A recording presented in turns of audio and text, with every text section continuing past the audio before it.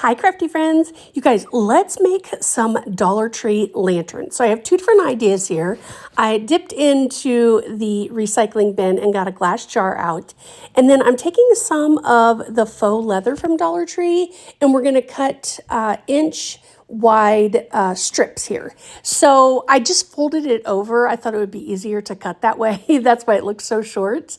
And then I decided to cut down the strips even smaller on my cutting mat. There's like 3 little dots in between each one. So I just made the strips that wide. And then what I decided to do was hot glue the strips together because the back of the faux leather is not very cute. So I thought if we did this and then we braid this, then it wouldn't show that back part. And it worked out great. So I just started braiding it and then I just hot glued on both ends to hold it together.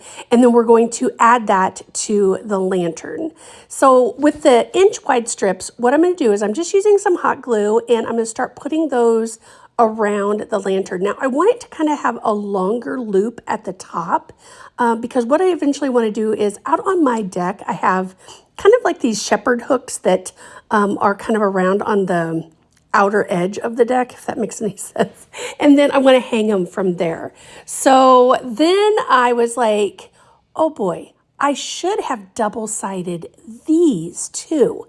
But once I found that I couldn't really tell once it was on the glass part, I thought, well, I can just do it on the top part that's not attached to the glass. So I'll do that as well. But here's where I decided to put the braid up at the top. You could put it anywhere down, towards the bottom, but I thought that would kind of cover where the lid went on the jar. So I just hot glued it all the way around. And here's where I added another strip just to cover that up. If you try this, maybe do that beforehand. That way you don't see any of it through there.